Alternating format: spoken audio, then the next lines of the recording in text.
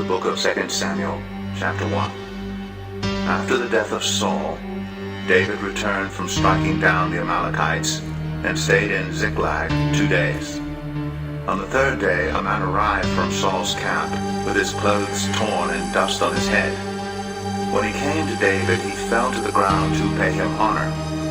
"Where have you come from?" David asked him. He answered, "I have escaped from the Israelite camp."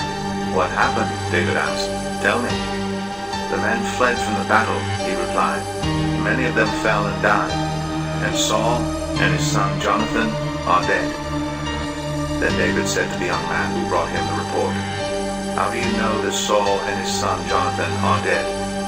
"I happened to be on Mount Gilboa," the young man said, "and there was Saul, leaning on his spear." It's time to rethink possible, explore beyond the logical. With faith, that's the unseen essential of the Holocaust. It's now time we be prepared, submerged in the word and heard, preserved like the holy Arabic of Islam's Quran. Spirit man beyond the norm, harvest out of heaven's form, right for the picking, yep. Chosen for the holy war, a 4-star general. My side on the word of God, releasing from the host to aim and squeeze. You can feel the love, the radio fault line, contaminated speaker box. You can't quarantine the truth, I spread like picking locks. They say I'm too old to rap, I've already missed the shot. We get against the most delicate resource we got. Americans are free to speak their mind and sell it in the streets. An uneducated youth, how they supposed to teach? Reflect upon the irony, we're honestly in dire need of well-seasoned men who weren't afraid to pioneer. When he turned around and saw me, he called out to me and I said, "What can I do?" He asked me, "Who are you?" "An Amalekite," I answered. Then he said to me, "Stand here by me and kill me. I'm in the throes of death, but I'm still alive."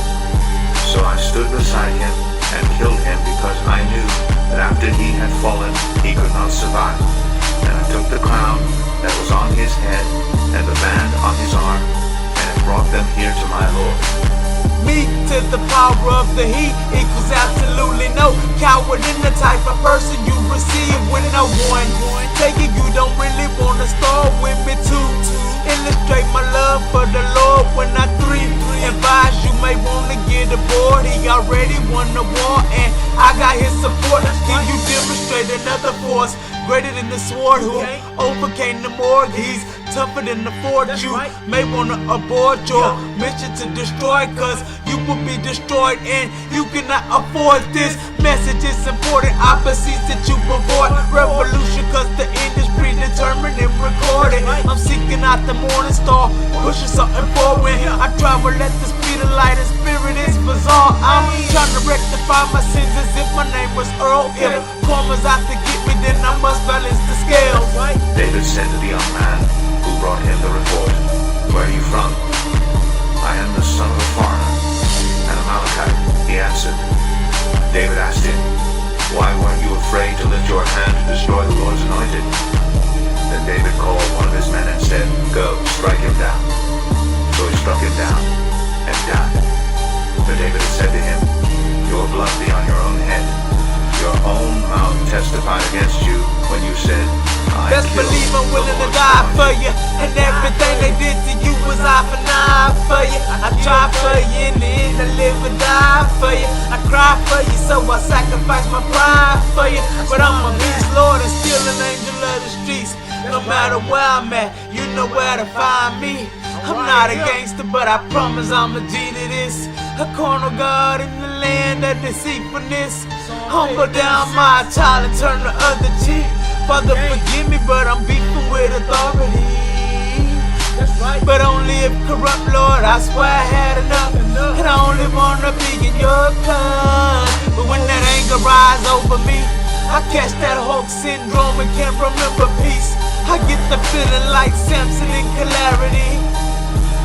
Bring me back to my senses, Lord, lay me down to sleep, Lord. From the blood of the slain, from the flesh of the mighty, the bow of Jonathan did not turn back. The sword of Saul did not return unsatisfied.